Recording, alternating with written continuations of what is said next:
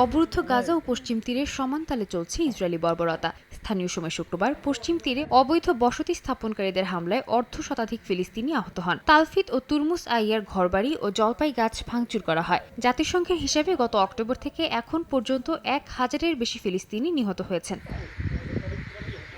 মার্কিন president Donald Trump প্রতিষ্ঠিত গাজা শান্তি পরিষদের সদস্য নিকোলাই ম্লাদেনোভের দাবি, ইসরায়েলের নিরন্তর হামলায় গাজা পুনর্গঠন কমিটি কাজ শুরু করতে পারছে না। কমিটির সদস্যরা মিশরে দেখা করলেও এখনো গাজায় ঢোকা সম্ভব হয়নি। তার দাবি, চুক্তির দ্বিতীয় ধাপে হামাসের নিরস্ত্রীকরণ ও আন্তর্জাতিক নিরাপত্তা বাহিনী মোতায়েনের কথা আছে, কিন্তু হামাস অস্ত্র ছাড়েনি, নিরাপত্তা বাহিনীও মোতায়েন করা হয়নি। ফিলিস্তিনের president Mahmoud Abbas African union সম্মেলনে বলেন, ইসরায়েল যুদ্ধবিরতির দ্বিতীয় ধাপ বাস্তবায়নে বাধা দিচ্ছে। তিনি প্রশাসনিক কমিটিকে গাজায় কাজ করতে দিতে তেল আবিবের প্রতি আহ্বান জানান। গাজা ও পশ্চিম তীরকে এক প্রশাসনের অধীনে আনার দাবিও তোলেন আব্বাস।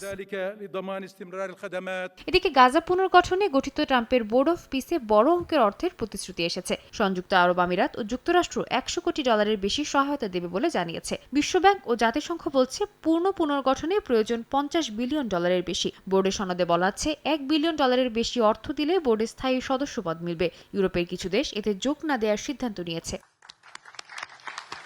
সাদিয়া তাসনিম, সময় সংবাদ।